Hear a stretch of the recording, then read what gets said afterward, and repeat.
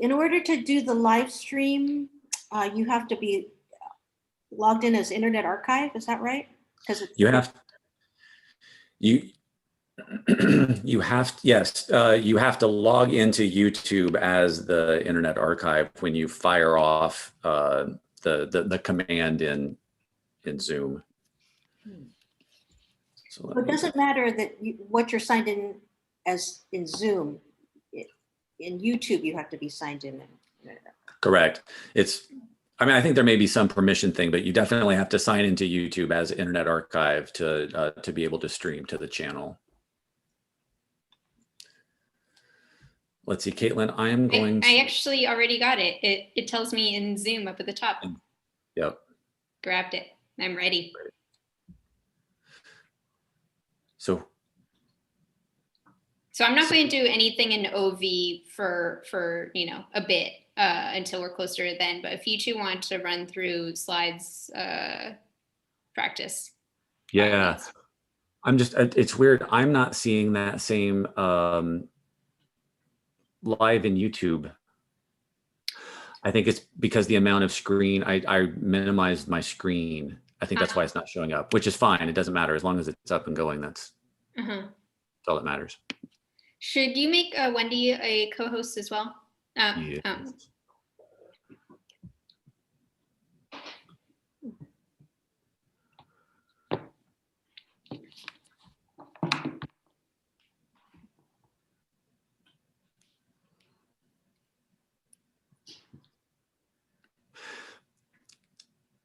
Caitlin, did you see, did that flash up on Zoom? Did you see a thing like make Wendy co-host? Did you see that prompt on our share? Not on the share, no. Okay. I just saw it in my Zoom, but not on your shared screen. Perfect, okay.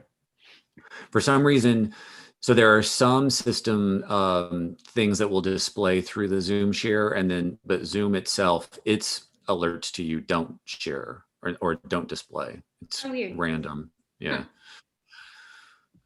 Okay, Wendy, do you want to run through? Yeah, let's go from the carousel to the deck, and then I'll look for your message telling me to start talking and saying that it'll start in a few minutes. Yep. All right. So we are on loop here at the with the carousel.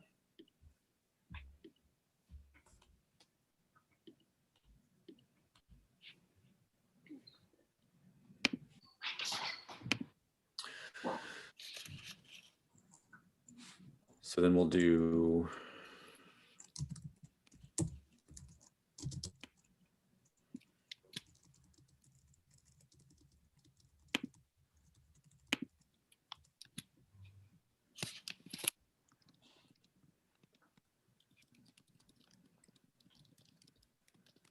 Hello, the screening party and ribbon cutting will begin in just a few minutes. Stay with us.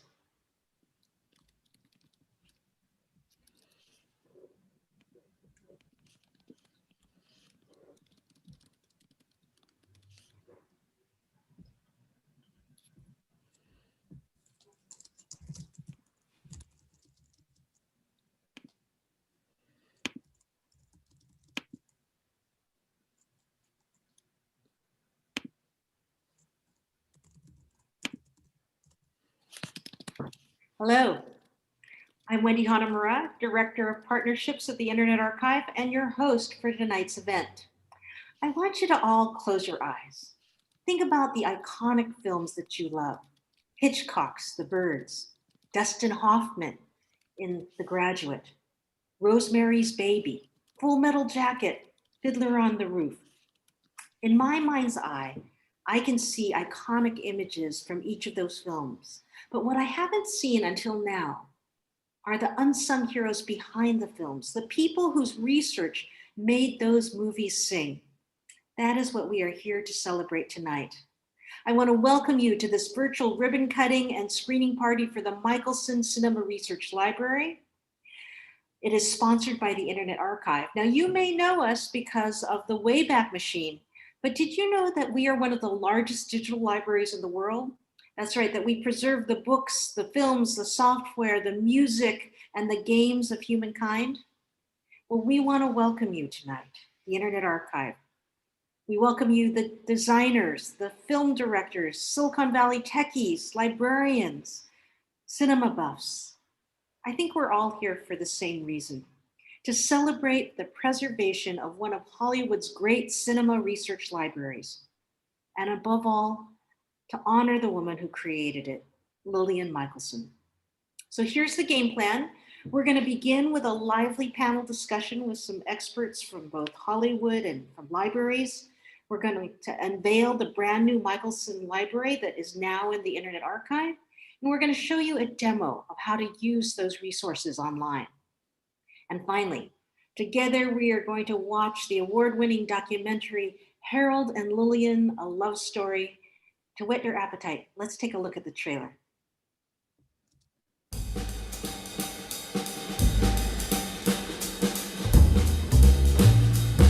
I brought my stuff around to all the different studios. But one day I get a call, "Are you the guy who did these drawings?" And I said, "Yes." And he says, "Can you come to work Monday?" I said, "Yes." Well, I never did those drawings. Whoever did those drawings now may be selling insurance. This was for the movie Scarface. And so I go home all excited. And I say, "Harold, I'm going to Bolivia or Ecuador." He says, "What? Are you going to go alone to South America in a drug king's airplane?" And I said, "Why not?" In Hollywood, marriages don't seem to last very long. Our problems raising a family affected our marriage greatly. The fact that our marriage lasted 60 years is a big surprise. Harold and Lillian enhanced the quality of movies. Both of them are these secret weapons that nobody talked about, but everybody was trying to get. Most people don't know what a storyboard artist is, and yet, here, it's obvious that Harold was responsible for one of the most iconic moments in cinema history. Mrs. Robinson, you're trying to seduce me. There's so many movies that Lillian gave nuance and texture and period to. It's good to be the king. Lillian and the facility of the library was right there on the lot. He was a great host until he went bankrupt. He would take for research and he would transpose it into a visual. They were like two peas in a pod. They were this center of knowledge and friendship and family. So the group that was doing Shrek, they decided the king and queen ought to be Harold and Lillian. You felt like you were watching the best of Hollywood. They truly were people that together created art.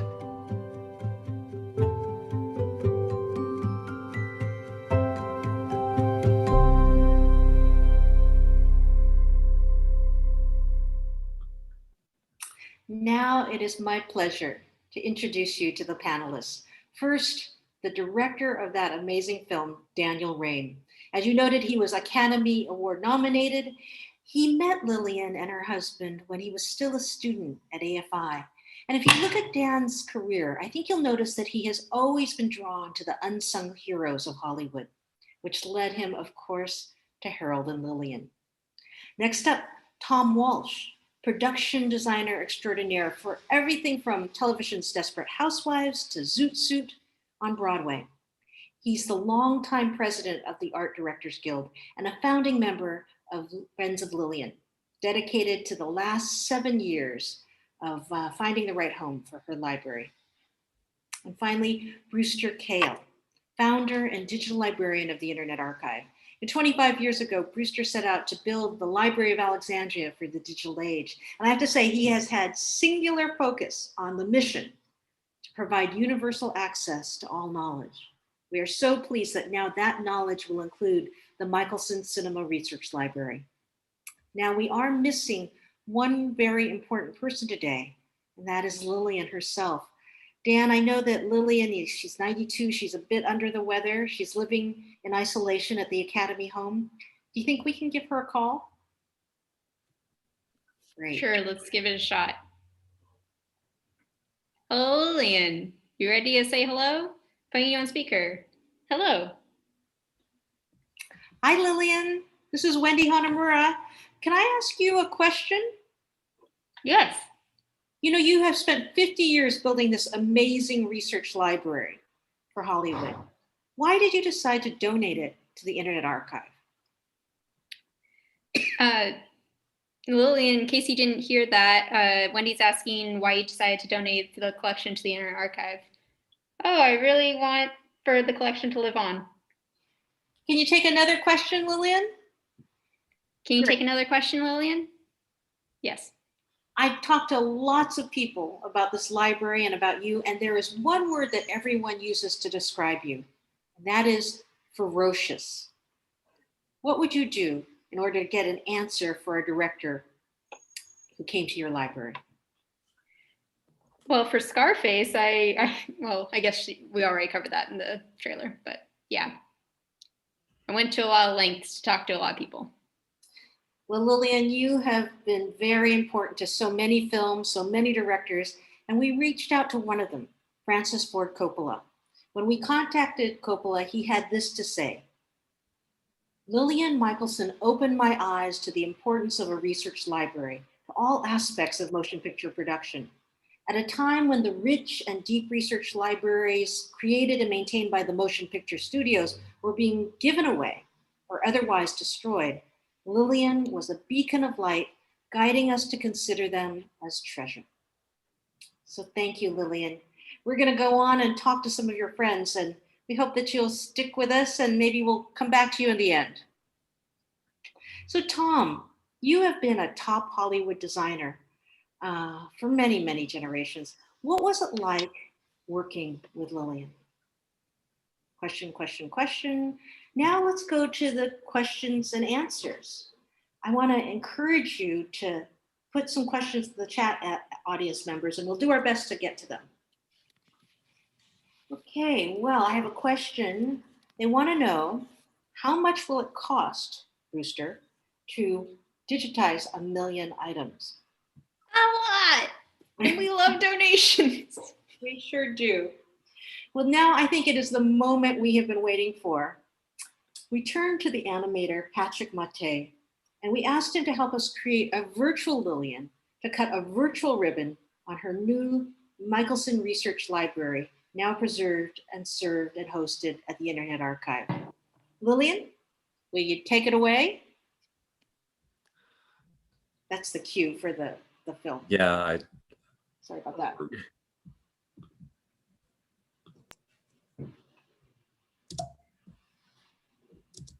Oh, no. Welcome to the Michelson Cinema Research Library. All right. I just killed the window with Lillian's video. That won't happen in production. I know. Don't worry. So, hi, Sarah. Hi, Wendy. Hi, Sarah, everyone. you have my text. I mean, we text each other, right? Yeah. So what I'm hoping you will do is text me some cues. Okay. So why don't you text me now? And especially when we, these short things are not so important. But once we get to panel discussion, 4:15-ish, see that I'm giving that 10 minutes, and then Q&A. I want you to text me like 1 minute left, 0 minutes left. Give me cues like 2 minutes left and 1 minute left, and go to Q&A. And then there's 10 minutes for Q&A. And then you would say 2 minutes left, 1 minute left, go to right. Like The next thing. So just with every every next thing on the right. Hey Dan, nice to see you. Do you want to go back from the Coppola quote from this slide? Absolutely. I'm just scrolling back up. I've been on mute. I said, hi, Wendy, you look lovely. How are you? I'm doing well. Great. You guys hear and see me okay? We do. Okay, great. So I spoke with Lillian. She's very excited. She sounded raspy, but ready and excited to participate. and I have the sense that she might be able to go on more than 30 seconds, Wendy. And if you, I don't know, I think one of the, may I ask a question? I don't know if you're in the middle of a technical thing, so I don't mean to intrude. No, we're good.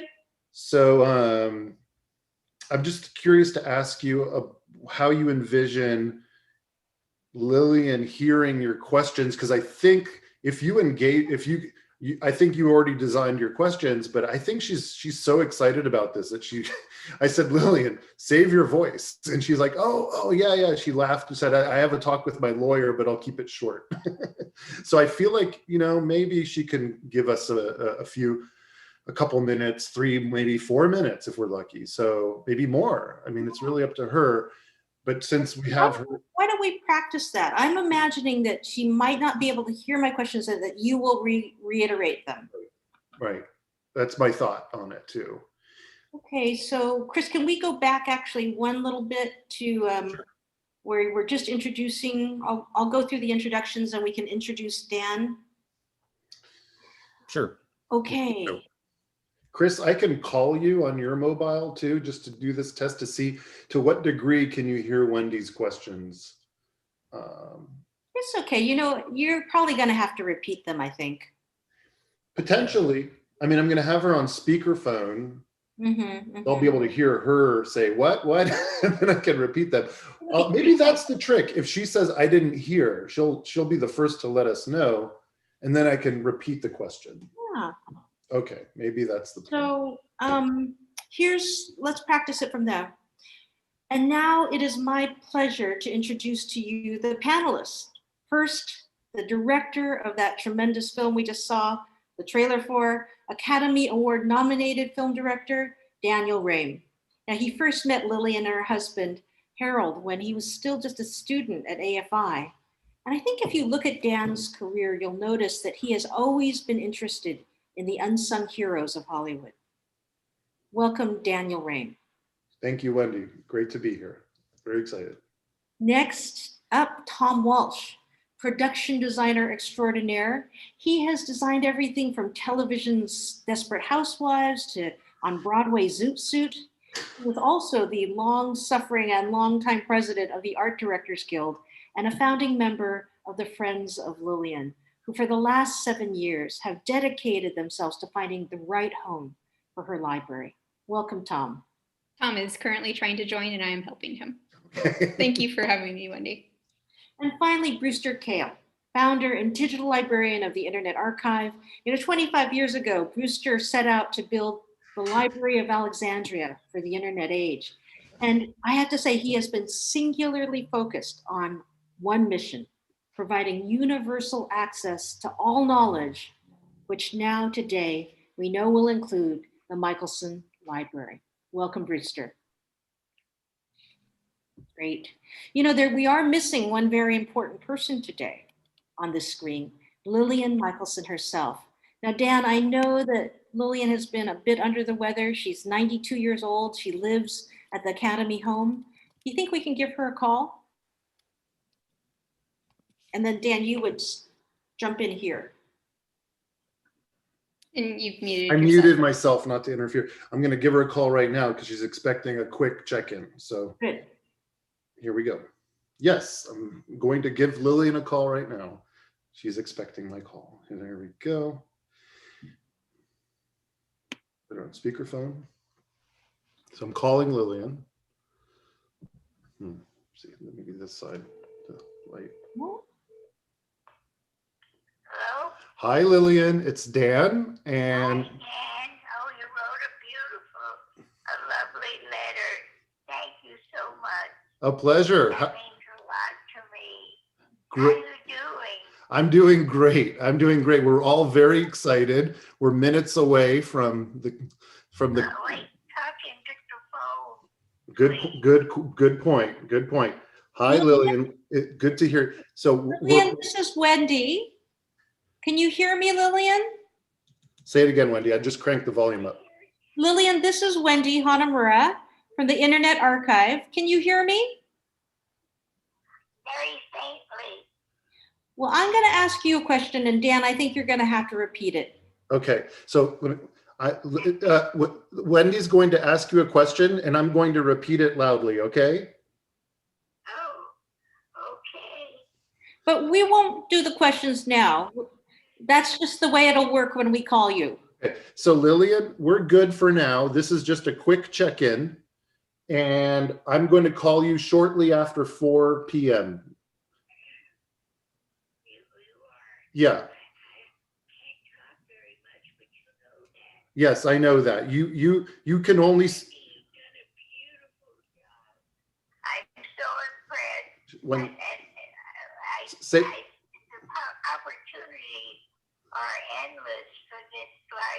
yeah, she saw the video, Wendy. Yeah. The 5-minute, amazing, just lovely.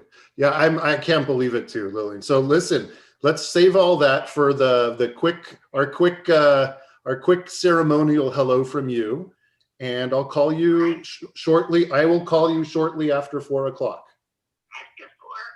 Yeah, in about 20 minutes or so.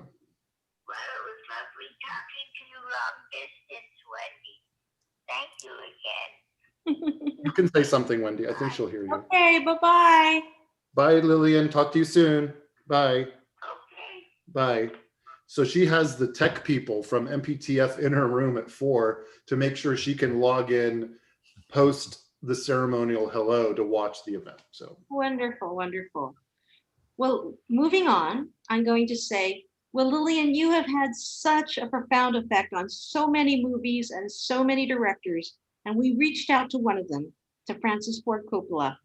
When we contacted him, here's what he had to say.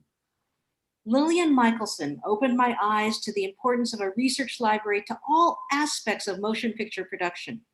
At a time when the rich and deep research libraries created and maintained by the motion picture studios were being given away or otherwise destroyed, Lillian was a beacon of light, guiding us to consider them as treasure. So Lillian, thank you so much. We hope that you'll watch from your room, and I'm going to turn to some of your friends now and ask them about your life and legacy. Starting with Tom. Tom, you have been a top Hollywood designer. What was it like working with Lillian? I just sent Tom a follow-up email to try to get him on this call. It was great working with Lillian. It was great. And then Dan, you both used the same word to describe Lillian, ferocious. Why did you use that word? Then we're going to talk a little bit about saving the treasures, and we'll bring in Brewster, and then I'm going to turn toward a segment on making the movie. So some of the questions I was going to ask you, Dan, are, we almost didn't get to see or make Harold and Lillian. It came down to a shoebox. Hey, tell us about that story. Love it. Hey, Tom. Hey, Tom. You're a little washed out. I wonder if the light, there we go. I think that's better. Oh, Tom, you're also muted. We can solve that. Yay. You look great. Good. Yeah, we just practiced with Lillian, and I think it's going to work out just fine. Oh, fantastic. Knuckling all the way through. Amazing. Tom, the first question will go to you after Lillian signs off. Okay. And my first question is just, Tom, give us a sense, what was it like working with Lillian? Okay. Yeah, and in the great thing that you said in the pre-interview was Sure. she was charming as hell. Yeah. She could network with the best of them. Yeah. Oh yeah. And then I'll ask some questions, and that the first segment is really about working with Lillian. Sure. Dan, you said that she had a card catalog in her head. Tell me about that. Right. And let's talk about what's in her library. Yeah. And you can then, Tom, you can tell us about those amazing photographs from the LA police station circa 1950s.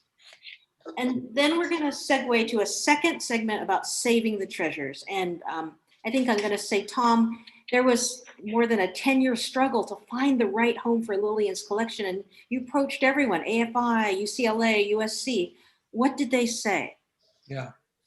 And, tell me a little bit about the difference between a typical traditional archive and Lillian's archive. Okay.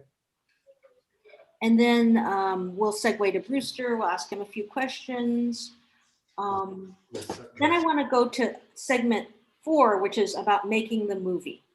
And I'll ask you about the shoebox of lost tapes. And my next question for you, Dan, is what surprised you most in making this movie? And you had said that, their love really surprised you. Yeah. And what do you think that relationship, the nature of that relationship, how did it impact the movies themselves? Yeah. And then finally, you told me that the key was Lillian's honesty. How did that play out for you and in the movie? Right. Great. Yeah. You said the word honesty? You said honesty. I said, yeah, sure. You told me that she was willing to tell you the good stuff and the bad stuff. That's right. 100%. Candid. Yeah.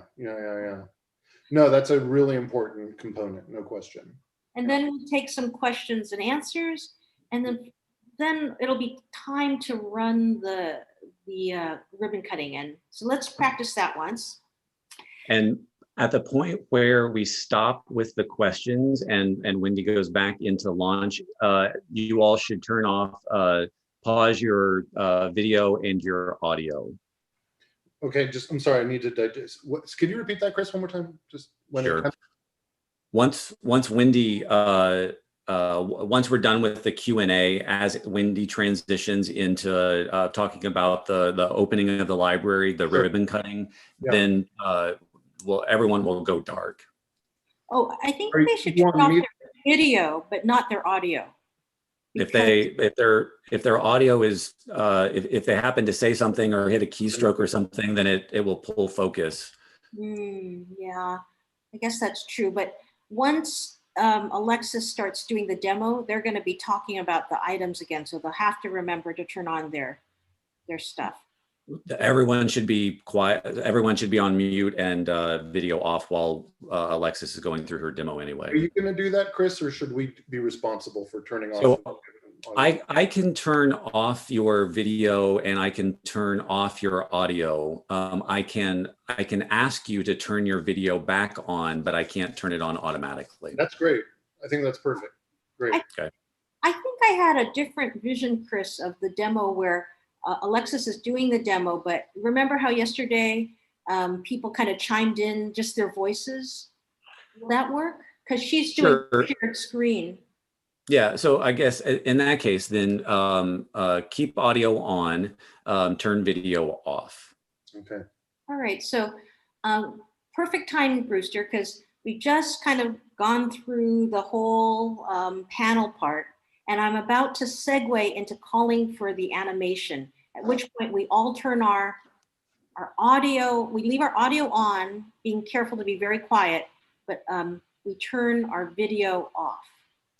Okay, so let us practice this. So I am gonna say one last question. So Dan, what do you think the impact was of that incredible love of Harold and Lillian on the movies themselves?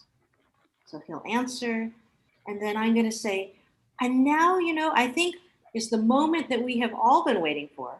For this, we turn to the animator, Patrick Mate, who helped us to create a virtual Lillian, who will cut a virtual ribbon on her brand new Michelson Cinema Research Library, now preserved and hosted forever at the Internet Archive. Lillian, will you do us the honors? Now,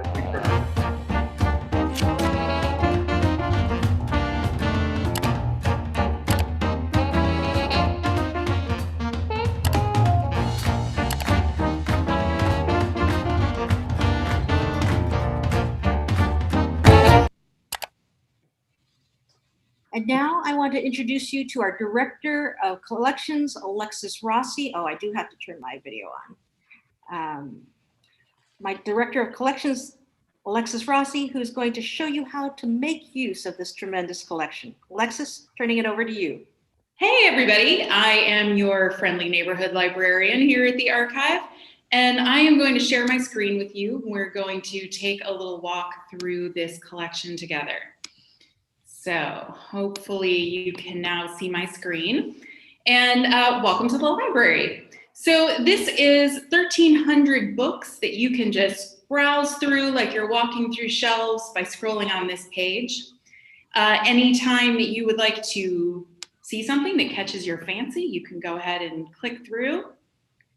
And you can go ahead and look at these books. You don't want me to do the whole thing right now, do you? No, Yeah. but All right, so I will go through the end of the like stopping sharing my screen and everything. the one thing I do want to say though is that, guys, if you see her and you want to chime in, make it kind of conversational. Should we make sure, like, do that now? Like, nobody else starts showing up. Take over the screen. Sure, let's see. You mean if I just start talking like this, what happens? Mm-hmm. All right. I think that's good. Seems fine? Okay, great. Okay, so thank you so much. And I'm going to send you back to the group. I think it would be actually really great if Daniel, if you were to go and say, that would have been so useful on some project I worked on, or something. FYI, that worked really well in OV. There is that delay, but I saw it and it worked well. Great. Is the echo in here too terrible? It's not great. Okay, I'm going to find another room. I think we have My video has been turned off by the host. Right. Nice picture, Tom. Wow. Can you turn it back on, Yeah. Tom? Oh, there it is. No, oh, there it is. Yeah, I'm back. Okay. Yeah. Tom, sometime I'm going to buy you a drink and you'll have to tell me about that ID picture of yours. Oh, that's part of my warped childhood, that picture. My father. Just to ask all of you one last question. Now that we know that Lillian's library will be preserved for a very long time in the Internet Archive, what do you hope the impact of that collection will be for the future? And so I'll let each of you answer that question. And Terrific. And Chris, I just sent you a chat note asking, just to confirm, I missed the first few seconds of the video. Is this the version with Lillian's blue eyes as opposed to is this the fixed version? I believe so, but Chris could tell us for sure. Okay. Sorry, I was mute. Yes, it is the fixed version. She has blue eyes. Terrific. Thanks. I think just looking at the time, I do also just want to point out that before we go live, there is that delay. And so I'll need like quiet on the set for 30 seconds before I start sharing to OV. So during that time, we'll just all be quiet and then Chris will start playing that slide. And then I will type in the chat, we're live once we are. I think we're ready to start the carousel, which means that, we're now going to have to be quiet for a bit, maybe mute yourselves. Oh, yes. Sure. Sounds good, unless anyone else has anything. Just very quickly, Wendy, for the screening portion, I'll be there to answer questions on the chat. If you want to prompt a question, feel free, and I'll be happy to, answer it or whatever. So I will. And we're hoping to get questions from the audience as well. Okay. I'll be there the whole time. Happy to. So, 1,200 people signed up. Last time I checked, it was 1,200. Wow, great. Oh, Brewster, you're muted. Should I turn off my video? Chris? Yes. Yeah, so as we start up here, everyone have your video and audio off. And then as Wendy introduces you, at that point, kick on your video and your audio. And I won't be able to do that for you.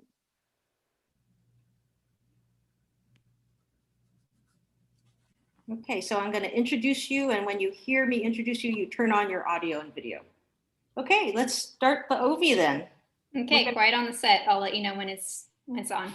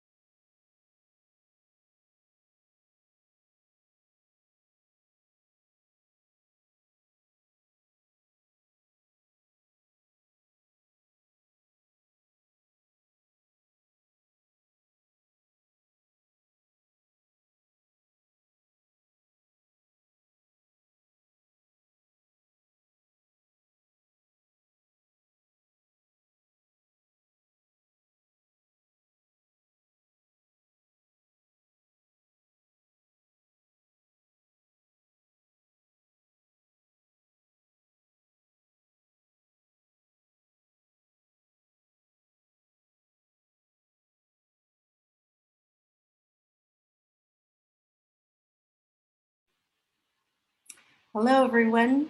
The screening for the Michelson Cinema Library will begin in just a few minutes, so please stay with us. We'll start right at 4 o'clock.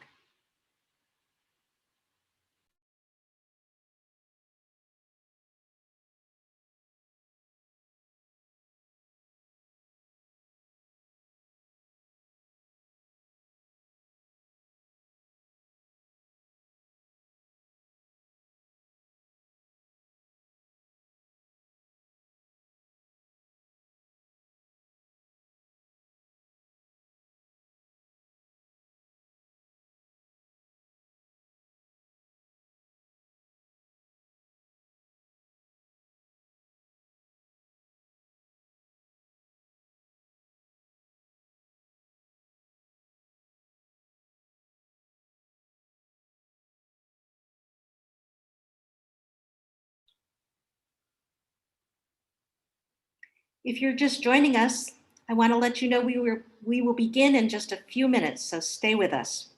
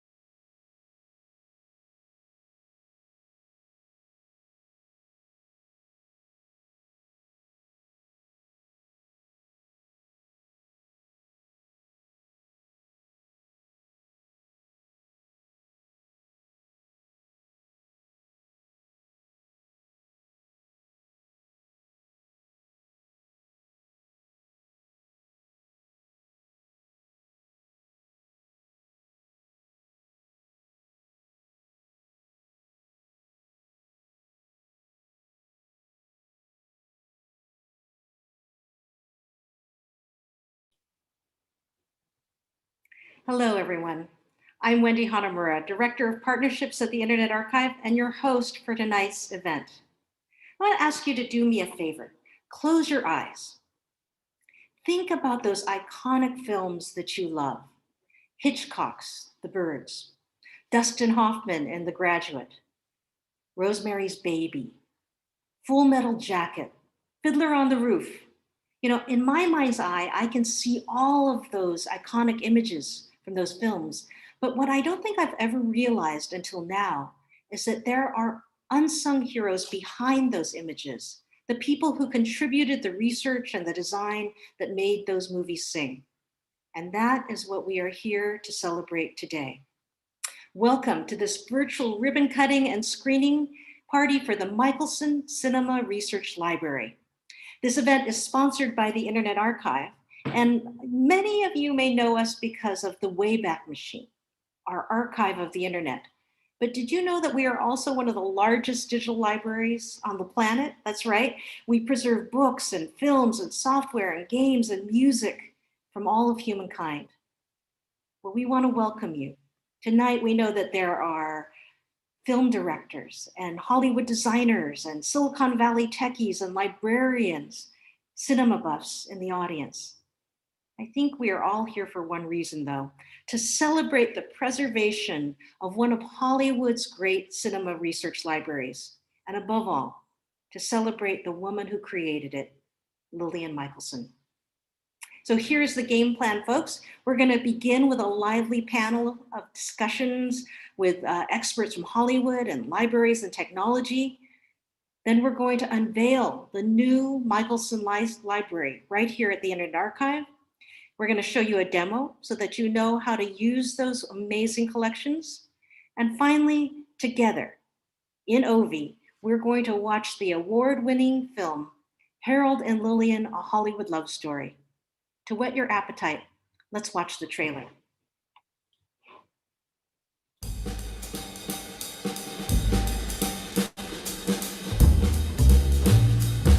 I brought my stuff around to all the different studios. But one day I get a call, are you the guy who did these drawings? And I said, yes. And he says, can you come to work Monday? I said, yes. Well, I never did those drawings. Whoever did those drawings now may be selling insurance. This was for the movie Scarface. And so I go home all excited. And I say, Harold, I'm going to Bolivia or Ecuador. He says, what? Are you going to go alone to South America in a drug king's airplane? And I said, why not? In Hollywood, marriages don't seem to last very long. Our problems raising a family affected our marriage greatly. The fact that our marriage lasted 60 years is a big surprise. Harold and Lillian enhanced the quality of movies. Both of them are these secret weapons that nobody talked about, but everybody was trying to get. Most people don't know what a storyboard artist is, and yet, here, it's obvious that Harold was responsible for one of the most iconic moments in cinema history. Mrs. Robinson, you're trying to seduce me. There's so many movies that Lillian gave nuance and texture and period to. It's good to be the king. Lillian and the facility of the library was right there on the lot. He was a great host until he went bankrupt. He would take for research and he would transpose it into a visual. They were like two peas in a pod. They were this center of knowledge and friendship and family. So the group that was doing Shrek, they decided the king and queen ought to be Harold and Lillian.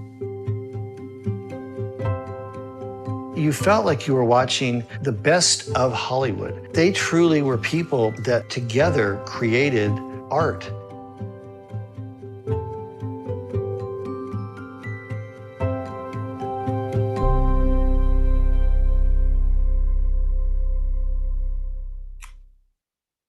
Can't wait to watch that with you, folks. But now it is my pleasure to introduce you to the panelists today. First, Daniel Rame, the Academy Award-nominated film director who made that film. He first met Lillian and her husband Harold as a student at AFI. I think if you look at the films of Daniel Rame, you'll notice that he has always been mesmerized by the unsung heroes of Hollywood. Welcome, Daniel. Thank you, Wendy. Great to be here. Next up is Tom Walsh, production designer extraordinaire. Tom has designed everything from television's Desperate Housewives to on Broadway's Zoot Suit. He is the longtime and long-suffering president of the Art Directors Guild and one of the founding members of Friends of Lillian, who have dedicated the last 7 years to finding just the right home for her library. Welcome, Tom Walsh. Thank you, Wendy, very much. And finally, Brewster Kahle, founder and digital librarian of the Internet Archive, who for 25 years has been building the digital equivalent of the Library of Alexandria for the digital age. I have to say that Brewster has been singularly focused on one mission, to provide universal access to all knowledge. And we're so glad that that knowledge now includes the Michelson Cinema Research Library. Welcome, Brewster. Thank you, Wendy. Well, there is one person who is missing from this Zoom, and that is a very important person, Lillian Michelson herself. Dan, I know that Lillian has been a bit under the weather. She's 92 and living in the Academy home. Can we give her a call? Certainly. I think that would be great. Let's do it. All right. Giving her a ring. We're calling Lillian.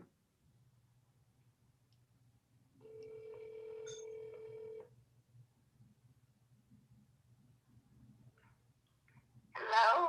Lillian, it's Dan and 1,000 of your friends here to celebrate with you. We're so excited, and I'm going to turn this chat over quickly to Wendy, who has some questions for you. Hi, Lillian. It's Wendy of the Internet Archive. How are you? How are you? Asks Wendy. Lillian, I have a question. You spent 50 years building this amazing research library for Hollywood. What made you decide that Internet Archive was the right place to donate it to? What made you decide that the Internet Archive was the right place to donate your library after so many decades, starting at the AFI and of course the Goldwyn and all the way through DreamWorks. But here we are. How do you, well, because an organization like Internet Archives was a dream I couldn't even begin to dream in the 20th century, because it's so 21st century. And when it was offered to me, I thought, this is the fairy tale that I used to believe in, and this is a real fairy tale, and it's coming true. Well, you are Queen Lillian, so fairy tales do come true. Can I ask you another question, Lillian?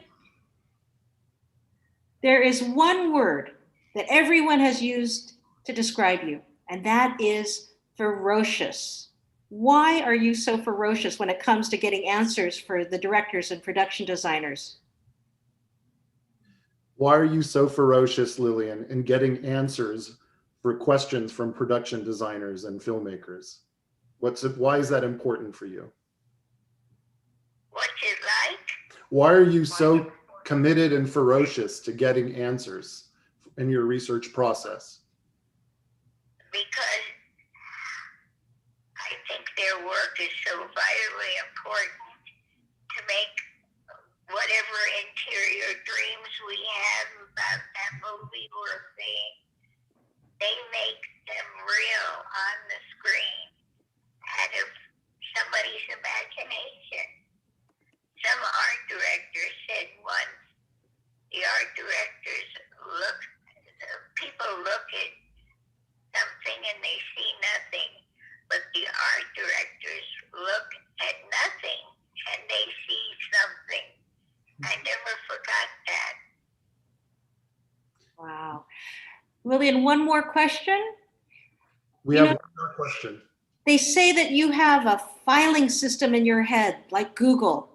Can you tell us about the time you did the movie about hookers? How you decided to file all of that? Did you understand the question? No. Okay, sure. I'll repeat the question. So we've talked about the fact that you have a mind that's like Google. You know where everything is. And Wendy's asking, can you talk about your experience? You're going too fast for this Google mind. Slow down and speak into the phone. Okay, Lillian, with can you share and help us understand what it was like to research and offer research for a movie about hookers that you worked on? About hookers. Well, after I did this research, I had to start a new folder. It was called prostitution, and I didn't know whether to file it under a larger category, vice or recreation, but I figured that one out. But that was personal interviews, a chore for my going and speaking to the ladies, quote, in the life. That's what they call it, in the life. And I have never been looked at with such undisguised pity that I was not in the life, that I couldn't sleep until noon, that I had to get up and go to an office and fight traffic. And when they explained their lives, it sounded very luxurious. Well, thank you, Lillian. When we get to the section between vice and entertainment, I'm going to look for those files. Lillian, you have been so important to so many, many movies and so many directors. We reached out to one of them, Francis Ford Coppola. And when we contacted Francis, this is what he had to say. Lillian Michelson opened my eyes to the importance of a research library to all aspects of motion picture production.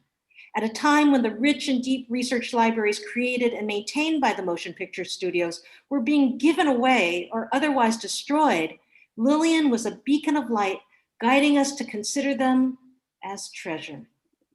So Lillian, thank you so much. We're going to let you off the phone so you can go watch this show. And I'm going to ask your friend some questions. Okay. Thank Thank you, you, Lillian, for joining us. We love you. Bye-bye. Very, very welcome. It's an honor. Thank you. Take care. Love you. Bye. Lillian. Oh, that's fantastic. We can see why she is so beloved in this town of Hollywood and beyond. Tom, you have worked with Lillian for many decades. What was it like working with her?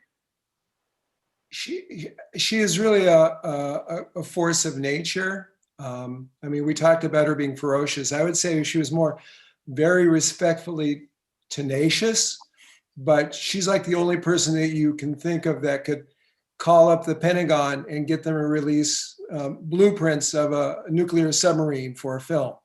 It just, if you needed it, she's the one who would get it. And it was just her nature, and it was through charm. It was a complete, total charm offensive that everyone just had to throw up their hands and say, okay, what do you want? Where do you want me to send it? I'm done. Okay.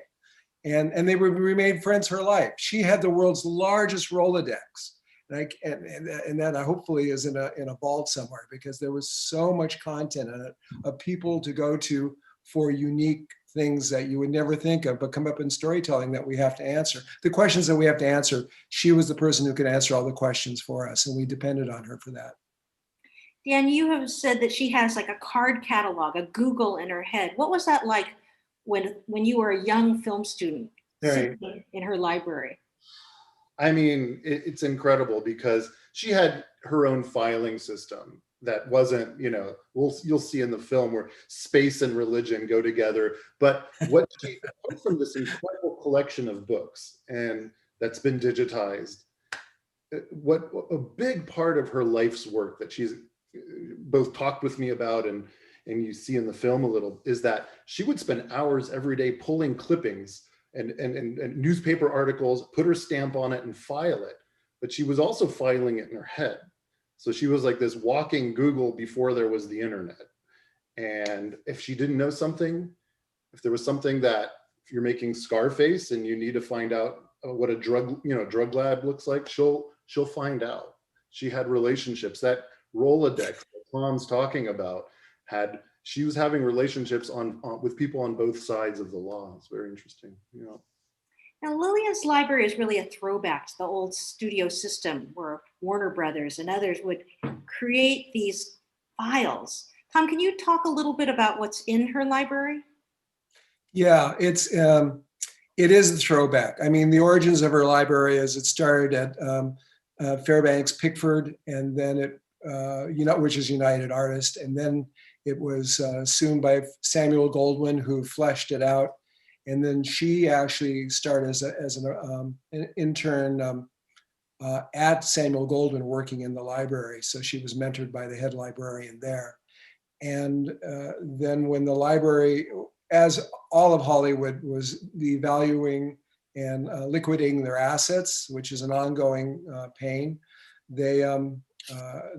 she was told to purchase the library. We'll sell you this library, still for a lot of money at the time, but she and Harold bought the library, and it became the Michelson Library. And that the whole saga of 20, 30 years of migratory library moving around town for free space or low rent space to keep it alive. And it was the most unique, but its origins are this rich collection of studio materials which will never be seen again. I mean, the studio would have photographers all over the world shooting beautiful black and white stills that would go into the files. And they would collect books and books and books for every subject you can imagine, as every story is different. They would get a list from the production designer, the art director of the studio saying, get us this material, and they would collect it. And it just built and built and built. So it's a really unique, eclectic collection, which you'll see when we go through the index. And the books go back to the 1700s. There's nothing she has is in print anymore. It hasn't been printed for 30 years. So it's extraordinary range of material, and the way her unique filing system which is one of the challenges for us is in the digital age to be able to translate that into a way that people can easily access the depth of information that's in this collection. And we've seen some photographs from police stations in the 50s. Talk about how a production designer like you would use something like that. Well, for example, you're doing LA Confidential. You need to know what LA a police station looked like in 1952. Well, the studio sent wonderful, they could have been a photographer who was just a field photographer like Julia Schulman of all people. And they would hire them as day work. They would go down to the LA PD downtown or wherever, and they would do extensive film recording, beautiful black and white stills, 4x8s, 8x10s. And they would shoot everything from the toilets to the shoe shine stand, to the offices, to the lockups, to the booking. And these documents would stay in file. And so they would call up Lillian's predecessors and say, I need a file on this because we're doing a police movie.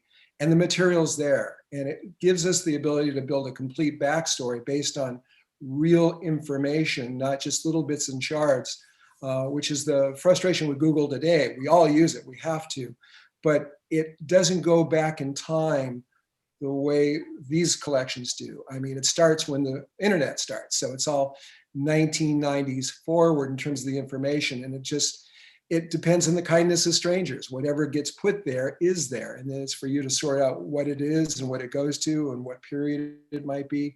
These collections are unique and complete and dated. So that's what makes it it's so wonderful to be able to save all of this and make it available to anyone on a 24/7 basis anywhere in the world on a real-time schedule. I want to encourage our audience members to put their questions in the chat, and I'm seeing one right now. The question is, were Lillian and her staff ever paid for their input and hard work? Dan, do you know the answer to that? I mean, I believe certainly there was a fee for her, an hourly fee or a project-based fee. Yeah. But I do also know is that apart from anything else, it was a labor of love for Lillian. I think she broke even at the end of the year, the cost to maintain the library. I mean, one thing I'm hearing Tom talk about what Lillian would do, and she's, apart from anything else, what makes her in her library so important historically, and what makes her so important is that she's a storyteller. And she's a film cinema researcher, but she collects all these materials and works with storytellers, production designers. Great production designers, as Tom knows, we're storytellers. We are all writers, directors. And so Lillian's ability to pull in the material and create a narrative and offer, and oftentimes what I always found fascinating is a production designer spending time at Lillian's library and now hopefully online at the internet archive. It sparks your imagination, right? So you don't know, you're going into the research process, you open one of these books and you're pouring through it, but it informs the story ultimately. Right. Dan, you remind me of two of Harold, my favorite quotes of Harold. The first is, "No library ever makes a profit." And he would say that with a wry smile and a chuckle. And the other one was, your design is only as good as your research. And that is testimony of fact. That's not just a concept. We all collect memories throughout our lives of things that come back, but without something a catalyst to bring it together, which is research of the right type and source. They just are sort of little bits and pieces that are running around in our blenders in our heads. So it's this research process that brings it all together and makes it real for us in terms of answering the questions that the stories provocate. I want to add one thing quickly. There's a reason that DreamWorks Animation Studios gave a free home to Lillian's library for 2 decades. The art directors, the animators, the character designers could roam through her library and pull books. And now for the first time, anyone, anywhere on the planet can go roam into the halls of Lillian's research library. I'm just so excited about it. And that absolutely is the dream here. And I think the opportunity, and just as a film buff, one of the things I treasure about Hollywood is they get the details right. They get the uniforms right. I'm sure maybe not as right. You guys know the real stories. Don't make documentaries. Yeah, don't make documentaries, but there's an attention to detail that really you can see on the screen. And I kind of worry about just using Google image search for things. Because I think if you guys start to look for 1945 Berlin, you're just going to start to see still shots from movies about Berlin in the 1940s. And so, it's going to start to wrap in and on itself in some kind of semiotic nightmare, sort of, just painting ourselves. But where's the real stuff coming from? And when I had the pleasure with Rick Pralinger, on the board of the Internet Archive, received this. We went up to the physical archive. We just started opening up some of the boxes and seeing what was inside. And it was everything. It was just wild. There was but it was where libraries mostly are sort of engines of research, right? They're not the car of research. They're the engine. They help propel somebody else's vision. This is an engine of the imagination. It's really, it comes from visual. There were so many, there was maps, there were these photographs. There were photographs that people came back from their trip to China. And it's just like a lot of snapshots of what did people look like then? And it's not the sort of thing you'd see in a movie because that would be processed. These are the raw materials, and there are a lot of magazines that wouldn't be normally collected in libraries. They're not your sort of scholarly things. Yes, there was the New York, there was the full run of National Geographic, sure, but there was all sorts of other types of things that, I don't know, just completely fun and frolicking, and just sort of, it made me try to think of who is this for? And then how do we make a library like this live online? And I think that's the big opportunity and challenge for all of us. It is a challenge because they're all, the books are one important component, but the library is much richer than just the books alone. It's the picture clippings, it's the photo collection, it's the ephemera, the posters, the bits, the programs, this and that. What you're talking about really is when we're designing, we're really designing a backstory for a world, not just for the immediate characters. And you need this variety of content, people's old scrapbooks, and to kind of feed the full storytelling that one's trying to do. So to be able to have this enormously broad resource of material that can take you in any and all directions at the same time is a fantastic opportunity. And technology will allow us to do it better than, obviously we miss being in salon with Lillian, sitting down and having her pull the material so we could sit down and sift through it and chat with her and chat with Harold and hear about stuff and life and talk about politics and art and everything else. But we have the next best thing, is we have kind of the content of her soul and her love, which we can share and grow and continue to make even better than any of us could have ever dreamed for. Tom and Dan, there was a long period, maybe 7-8 years, when your team of Friends of Lillian were really struggling to find a home for this collection. You went to AFI and UCLA and USC and the Art Directors Guild. And when you asked them to take it, what did they say? Well, those were our years in the wilderness. Fortunately, unfortunate for us, these institutions were all too smart. They realized how labor intensive a research library was. And it's not a pretty thing to institutions that want to see beautiful books on the shelf that you can be proud and fundraise with.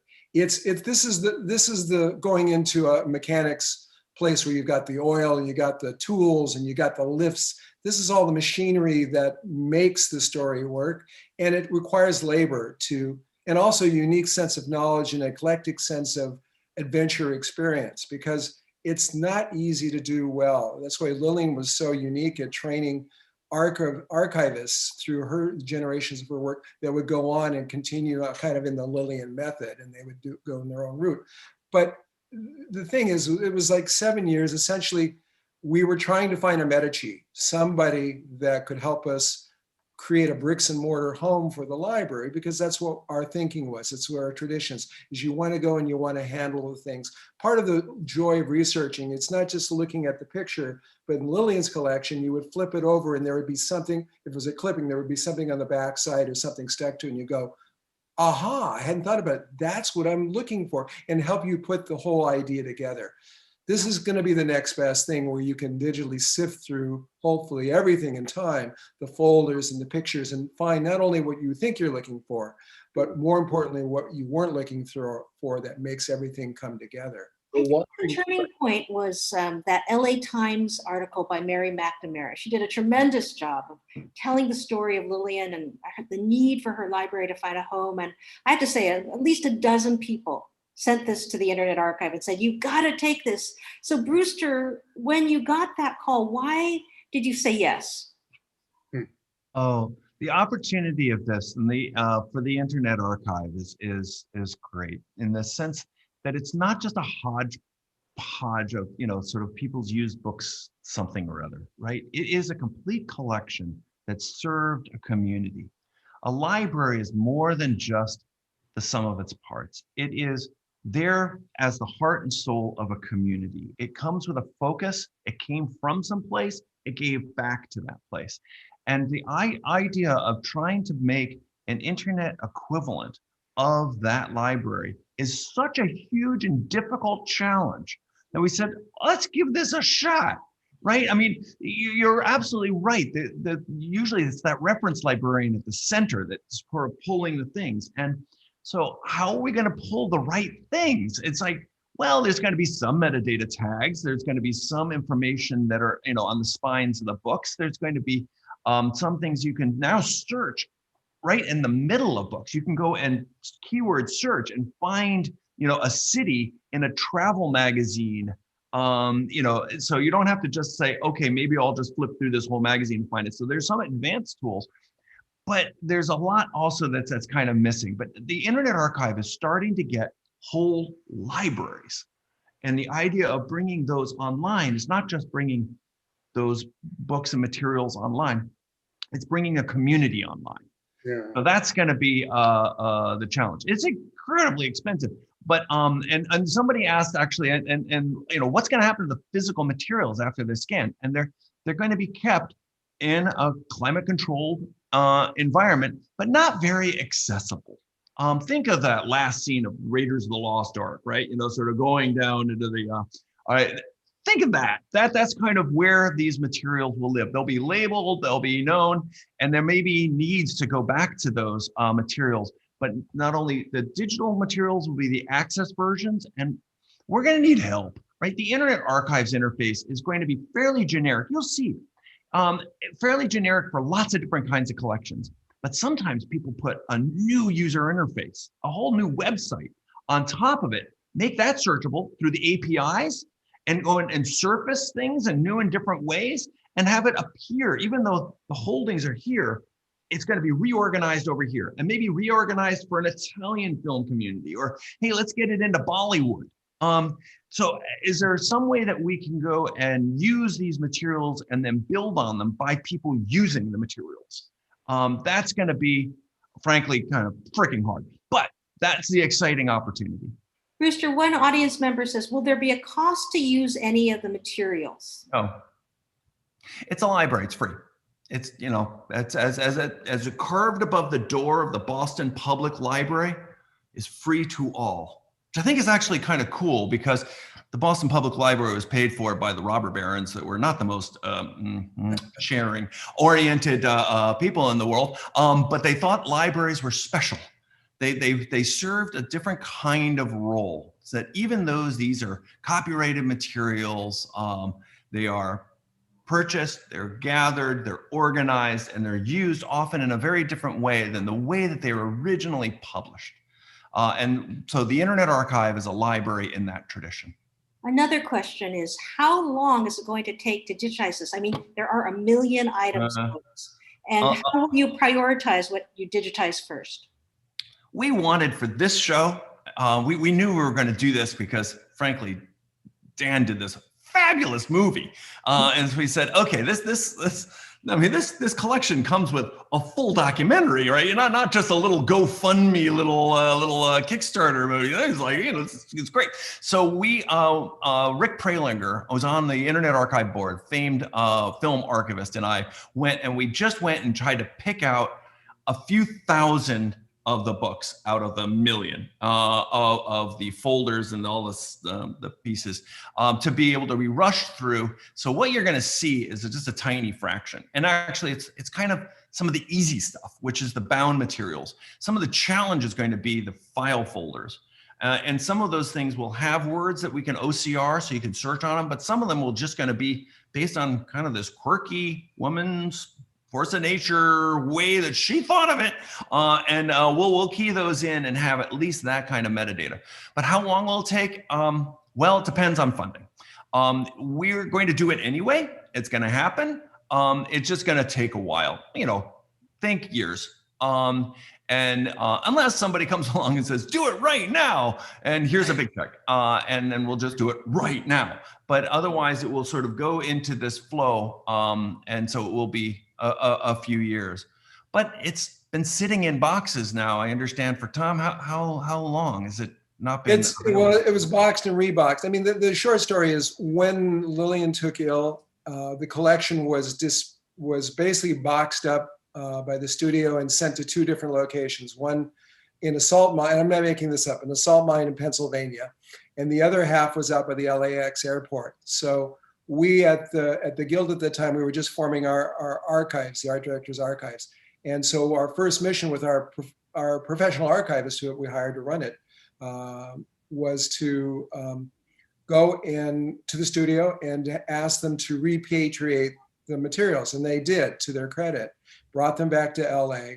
And then through the Guild, we were able to get the support of the leadership and the members to take the material, hire additional archivists at the storage facility. And we went through it box by box, pulled out anything that was corrupted, and reboxed and did just a very basic inventory of content. So we had some idea and we could do an appraisal and all those sort of things. And our hope was that the Guild, we would expand our archive to make all these materials available through a nonprofit thing in perpetuity. Well, as I say, libraries are expensive, research libraries are more expensive, and the wisdom was that we didn't want to go into the research business. So that our saga, the next 7 years of trying to find a home and coming very close a number of times and always being turned down in the end. And it wasn't really, and then we had some angels, some very excellent Hollywood angels come forward to help us continue the storage while we did the Hail Mary of trying. And that's when Mary McNamara came in, and her story created all sorts of interest in our effort, brought us to you, fairy tale complete.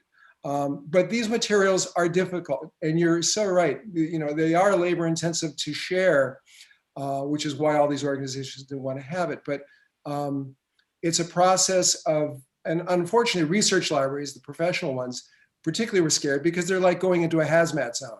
You go to someplace you say research, a very fine institution, but you got to book ahead. You get like one folder. You got to put on the hazmat, the gloves. You got the minders looking, and you can looking over your shoulder, and you can make a couple of copies. Well, in a professional business, that doesn't work. We needed everything yesterday.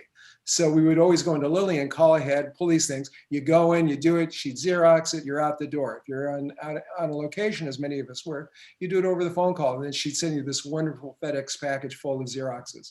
There was that kind of funky, but it was all about service. It was about giving the people who were telling the stories in real time the service that they need. And that's what we'll be able to do through this. I mean, our mission of the Friends of Lillian is now to build that portal and come up with an interface kind of user dialogue to access the material in a Lillian kind of speak way, which is really by subjects and association. It's not about a Dewey Decimal System.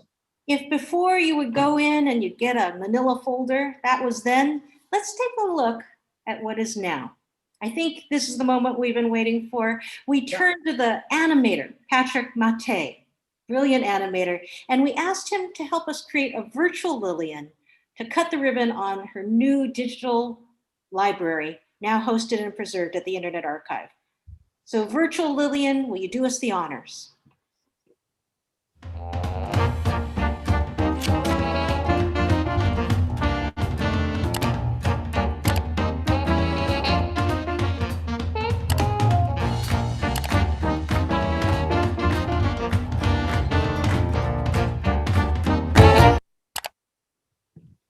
Wow, bravo.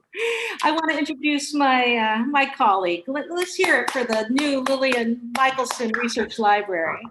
Right on. I want to invite my colleague, Alexis Rossi, the Director of Collections, to join us and kind of give you a demo of how to take this baby for a spin. Alexis? Hey everybody, my name's Alexis. I run all the collections here at the archive, and I'm going to take you on a little tour.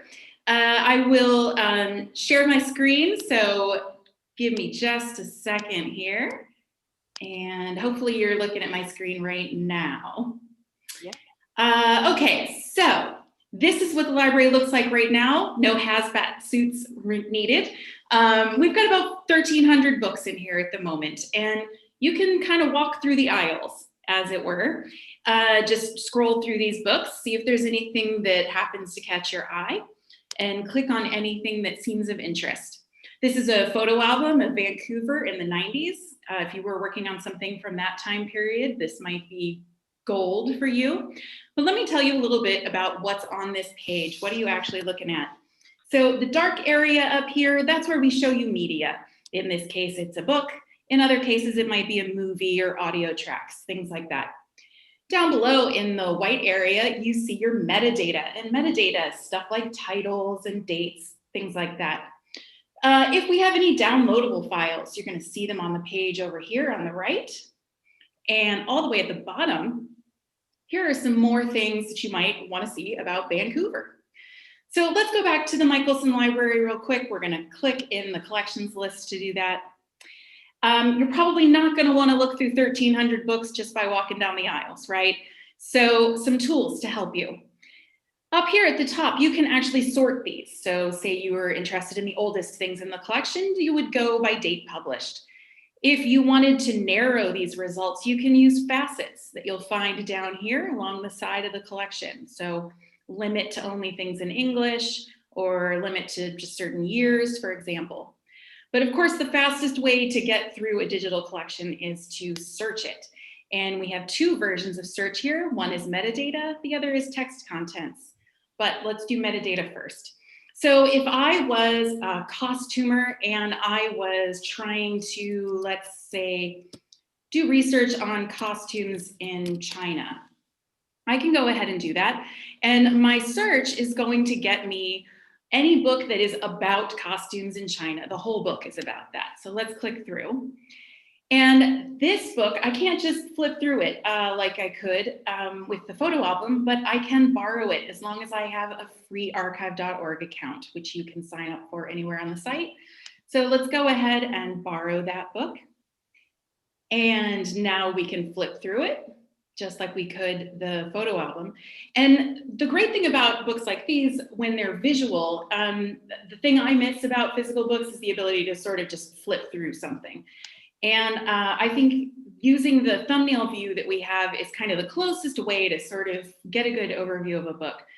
As the images load, you have the ability to just kind of scroll through quickly and see if there's anything in here that kind of visually catches your attention. If you're not looking for something visual per se, but you're looking for something more specific, that might be on the page. So in the text, the words on the page, that's when you use the text content search. You can do that within a book just by clicking this search icon. And we are going to say, I'm designing a costume, my character, his profession is an actor, let's say. So I'm searching every word on every page in this entire book all at the same time. I find one thing, click it, and to go straight to that page. Let me close that sidebar for a better view. My results highlighted there, it's a little small, so let me zoom in. And the highlight helps me find the results on the page. And hopefully that will load at any moment, I'm sure. There we go.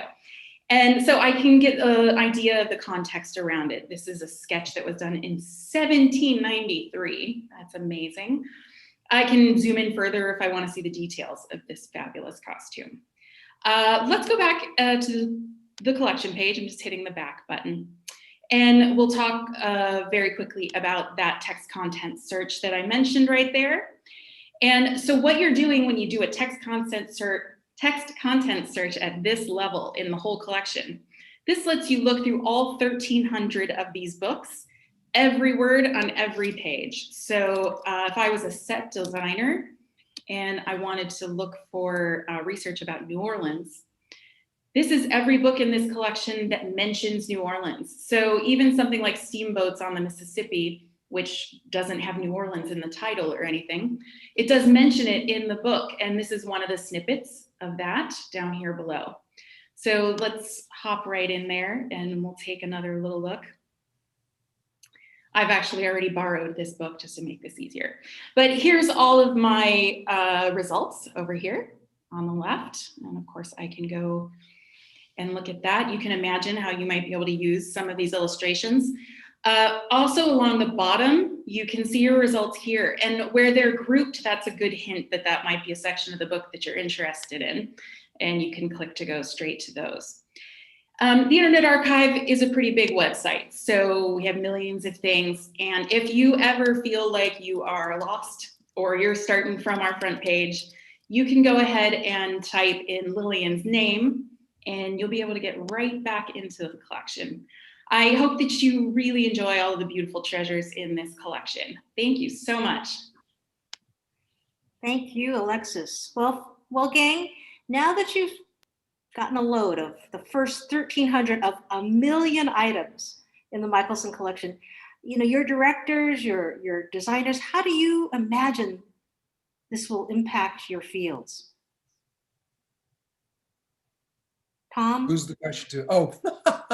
Tom, Dan? Well, yeah, you know, the thing about it is we've found a new home in perpetuity for a collection which will continue to live and grow and become as useful to designers, to anyone, literally anyone with a story to tell, to visualize. Writer, director, graphic artist, fine artist, it doesn't matter. If you've got a story to tell that you want to visualize, here's a wonderful resource, and it'll become hopefully the thing that the benchmark that everyone else will imitate. It'll be the new gold standard for researching visual material, because as we know, our lives are complicated, things go very fast, and we have to work in so many different places. So to be able to reach it from anywhere at any time, that is a dream come true, and to be able to make copies and that kind of thing.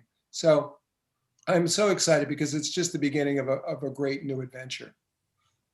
Dan, you have talked about passing the torch from one generation to another. What do you hope the impact of this project will be? Well, the more I get to understand, and thank you, that was a great, beautiful demonstration. I think ultimately Lillian's soul, is in this library. And initially, even a year ago, I was saying, Tom, you know, this is all well and great that we're going to digitize the library, but what's missing is the most important part of the library, Lillian. And yet now I realize that her curation, her curation and her mind and her soul is really there. And I felt that for the first time when I saw the 5-minute demonstration in advance of this call last night. And I was really blown away and quite moved. I told Lillian, I wrote to her immediately how excited I am for her and for the library that she's been carrying like a fourth child for generations, and ultimately how excited I am for filmmakers and the films that will benefit for generations to come from this incredible work that you guys have done. Thank you. And thank you, Tom, too. Rooster, you're a big picture, moonshot kind of guy. When it's all online, can you kind of give us a sense of the limitless potential that starts to happen? I doubt that we're going to be researching the same way we do now in 50 years? What do you think will happen? Actually, I think it's all kind of mundane. I mean, really, what I think we need is access to the past, and we need reliable access to the past in new and different ways that meet our busy schedules, no matter where we are. So we're not going to get that FedEx package going forward. We're going to go online on some, eyeglass projector, or whatever it is.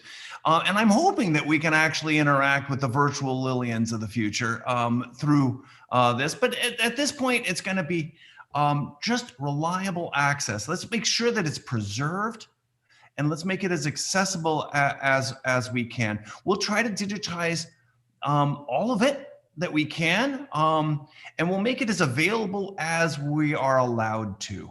And the idea is, these are different kinds of uses. We're not republishing this on the internet. We're a library. So if you go and use something from this, if there's something, we can't grant you the rights. We get a lot of phone calls where people's like, okay, can I have the rights to that clip from that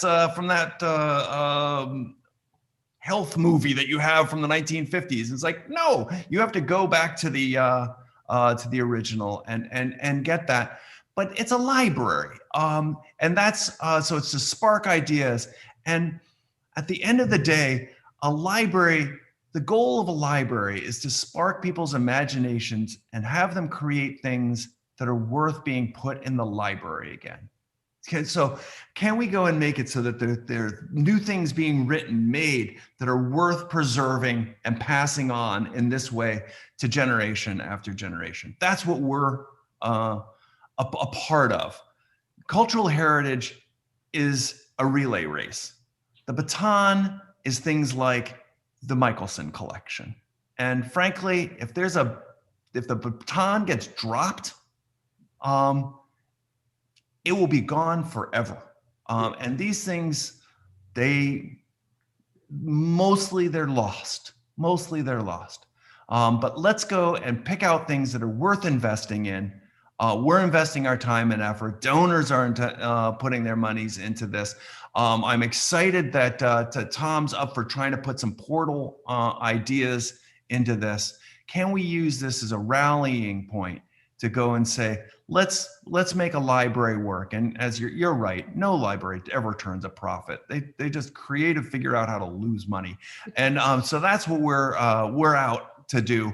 But as long as it's loved, it will be preserved.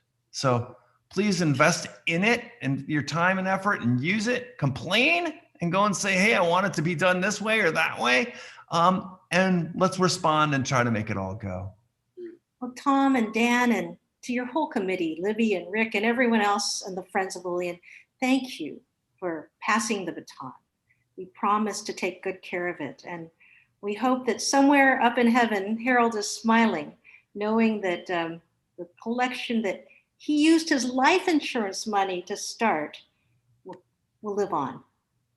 Now, we want to see for yourself one of the great Hollywood love stories, folks. So Lillian's own story, the story of her husband, Harold, we cannot be in the theater together, but you can still clap. You can still react. You can still put in questions and comments. And all of our panelists are going to come over and answer them. So we didn't get to all of your questions, but I think that we can get Alexis and Brewster and others to answer them. So please keep asking questions. Stay after the credits because Dan Rame and the whole panel will continue to hang on and chat with you.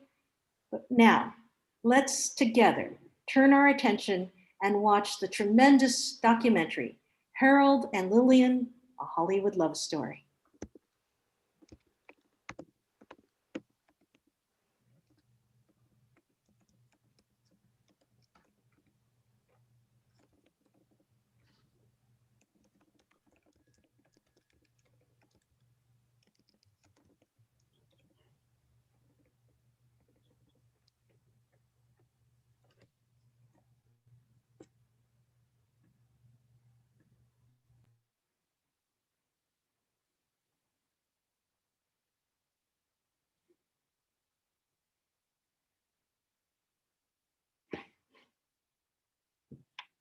Okay, folks, we are into Ovi, so you can go and watch an Ovi.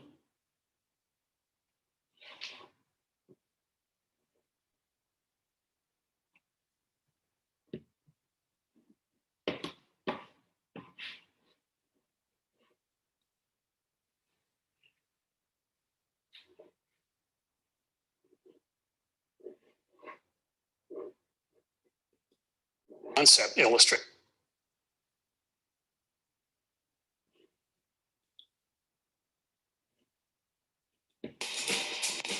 They really were. They were the best of it.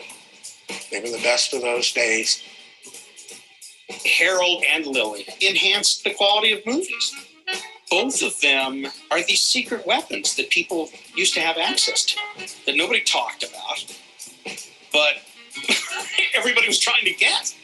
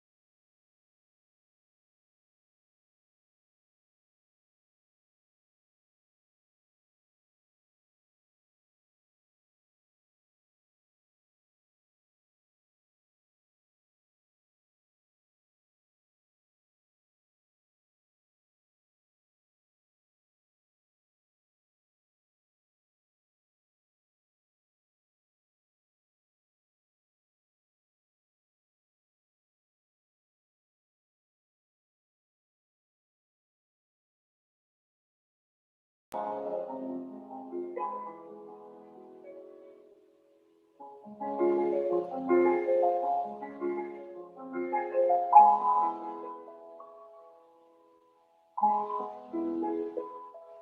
seconds.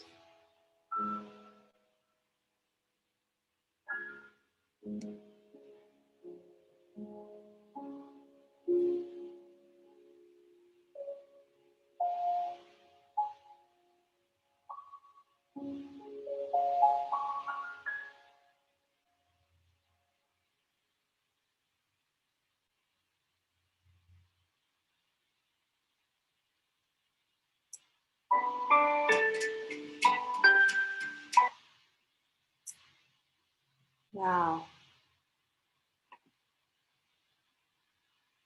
I believe that Lillian is watching this from the motion picture home. And if you are, Lillian, please know that we love you and we honor you. I want to thank all of our panelists. Alexis, I believe, hang on one second. I believe that Lillian is watching this.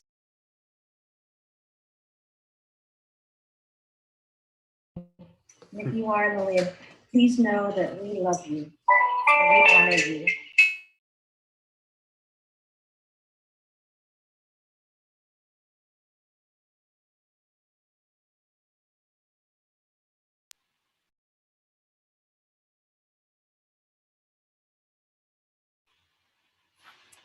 Okay. Thank you so much for joining us today. As I was saying before, I believe that Lillian is watching this from the motion picture home. And if you are watching this, Lillian, we want you to know how much we love you and respect you and honor you today. Thank you, Dan. Thank you, Brewster. Thank you, Alexis. Thank you, Tom. And Dan, thank you for sharing this tremendous film with us. It was so much fun to watch it with you. Kudos, Dan. Thank you. And finally, I want to say, please help us. Help us to digitize the treasures that Lillian has put together over a lifetime. They will never be replicated again. We have them, we are keeping them safe, and as we raise the funds, we will be digitizing them and bringing them to you for free. So please enjoy the collection and help us do more. With that, we're going to ask you to stay in OV if you'd like to, because our panelists have agreed to stay and chat with you in chat. It was really fun to see all of you reminiscing and talking. So please stay, we'll leave it open. But for now, thank you and good night.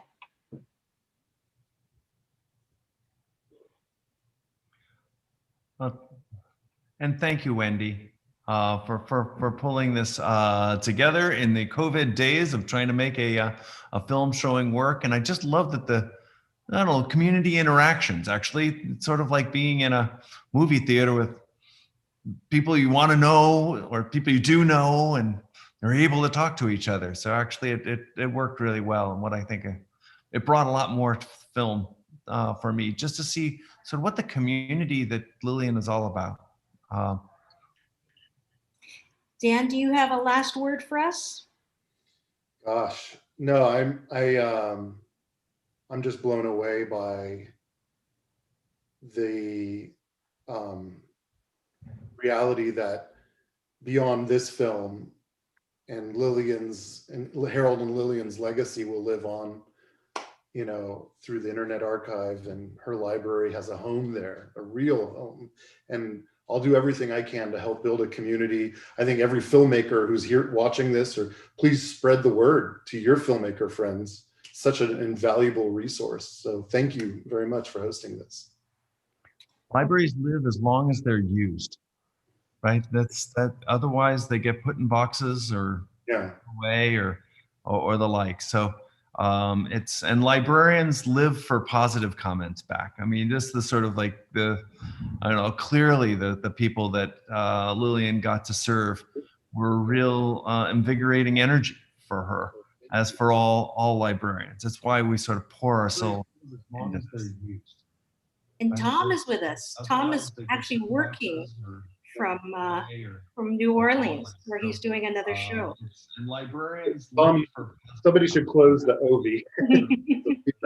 Tom, you have to close your. In any case, I think we're going to all head back over to OV now, where you can chat away with these panelists. But take care and thank you and good night. Thank you. Good night. Thank you, everyone.